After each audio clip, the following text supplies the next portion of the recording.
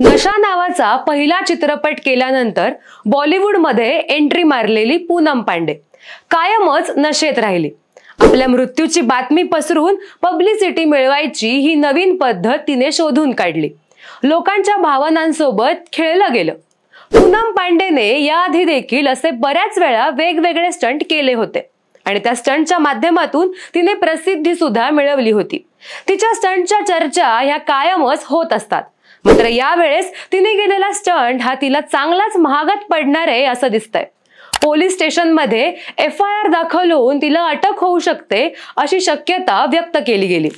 नमस्कार, मी नेहा आणि तुम्ही पाहता इन्फोवारी। प्रत्येक माणसाला प्रसिद्धी हवी असते, मात्र ती प्रसिद्धी आपण कशी मिळवतो यावर सुद्धा आपली पुढची गणितं अवलंबून असतात। पण म्हणून कोणीही नकारात्मक चेहरा घेऊन प्रसिद्धी मिळवत नाही। मात्र पूनम पांडे, राखी सावंत आणि उर्फी जावेद यांसारखे लोक त्याला अपवाद ठरतात। उर्फी जावेदच्या कपड्यांवरून तर भारतात रोजच चर्चा सुरू असतात। लोक तिच्या पोस्टची वाट पाहत असतात। राखी सावंत सुद्धा येत्या दर 8 दिवसात काहीतरी वेगळा स्टंट करण्याचा प्रयत्न करते। मात्र नेहमीच आगळा वेगळा स्टंट करून पाहणारी पूनम पांडे यावेळेस मात्र वेगळ्याच ट्रॅकवर गेली। आपल्या मृत्यूची बातमी आपल्याच मॅनेजरच्या माध्यमातून सोशल मीडियावर पोस्ट करून एका सोशल मीडिया संस्थेच्या माध्यमातून तिने बातमी संपूर्ण भारतात पसरवली। इलेक्ट्रॉनिक मीडियावर ती बातमी आली आणि ही बातमी खरी की खोटी याचा दुजोरा मात्र कोणाकडूनही मिळणार नाही, म्हणून यावर चर्चाच होत राहिली। भावपूर्ण श्रद्धांजलीच्या पोस्ट केल्या गेल्या। ती कॅन्सर सोबत शेवटपर्यंत लढली आणि हसत हसत गेली असं देखील लोक म्हणू लागले। मात्र या सगळ्या चर्चा आणि लोकांच्या भावना यांना स्वतः पूनम पांडेनेच पूर्णविराम दिलाय। तिने स्वतः स्पष्टीकरण दिलं की मी माझ्या मृत्यूची बातमी मुद्दाम केली असं तिने जाहीरपणे सांगितलं। महिलांमध्ये आढळणाऱ्या सर्व्हायकल कॅन्सरवर जनजागृती करण्यासाठी मी हा स्टंट केला अशी तिने कबुली दिली। ज्या पूनम पांडेला कुठल्याही प्रकारचा आजार नाही, त्या पूनम पांडेचा सर्व्हायकल कॅन्सर होऊन मृत्यू झाल्याची बातमी दिल्यानंतर काहींनी देखील प्रश्न उपस्थित केले की तिला कुठल्याही प्रकारचा कॅन्सर नव्हता, परंतु कोणत्याही माध्यमातून या बातमीचा दुजोरा मिळाला नसल्यामुळे तिचा मृत्यू झाला अशाच बातम्या पसरत राहिल्या। खरं तर समाजामध्ये सोशल मीडियावर जे असे प्रसिद्ध चेहरे आहेत त्यांना फॉलो करण्याची पद्धत रूढ झालीय। जर अशाच प्रकारे पूनम पांडे सारख्या सर्व सोशल मीडिया हँडलर्सने प्रसिद्धी मिळवण्यासाठी वेगवेगळे मार्ग वापरले तर कदाचित समाजाला यातून धोका निर्माण होऊ शकतो। प्रसिद्धीच्या आणि स्टंटच्या नादात एखाद्याचा मृत्यू सुद्धा होऊ शकतो। याची कल्पना पूनम पांडेला आली नसेल का?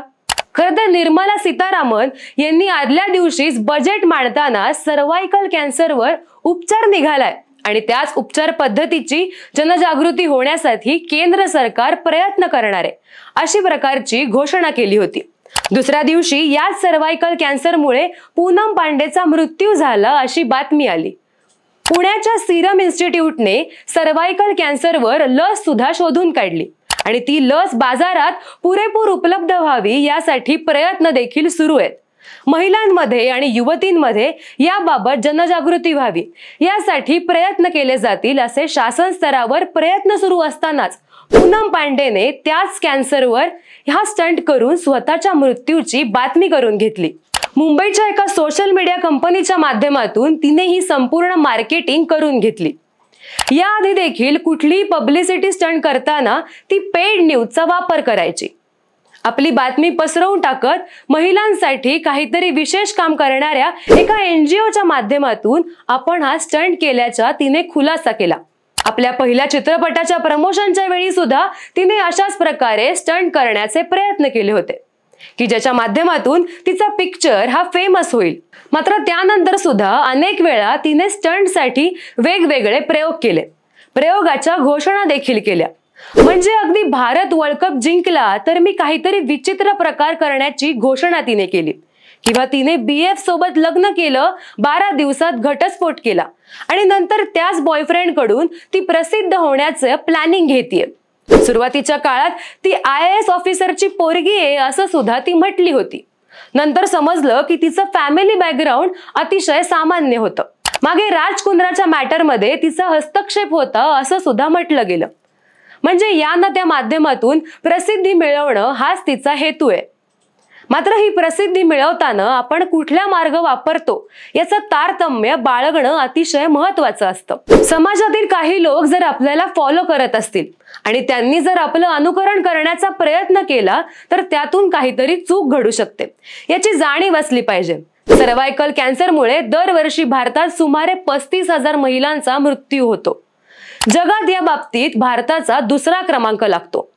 त्याच्या बाबतीत जनजागृती होणं हे महत्त्वाचं आहे. मुंबईतील महिलांसाठी काम करणाऱ्या एका NGOच्या माध्यमातून विविध प्रकारची कामे होत असतात.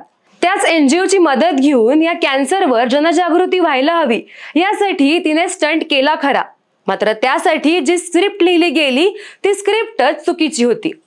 पूनम पांडे हिच्या आतापर्यंत केलेल्या सर्व गोष्टी या स्क्रिप्टेडच असतात. तिला पेड मीडियाचा आधार असतो.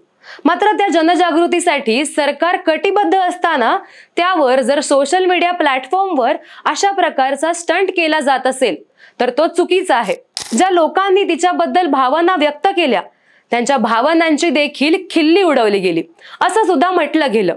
आता या प्रकरणी तिच्यावरती FIR दाखल होऊन तिला अटक सुद्धा होईल असं म्हटलं जातंय. अशाच काही नवनवीन अपडेट्ससाठी आमच्या चॅनलला सबस्क्राईब करा, व्हिडिओला लाईक करा आणि फॉलो करा.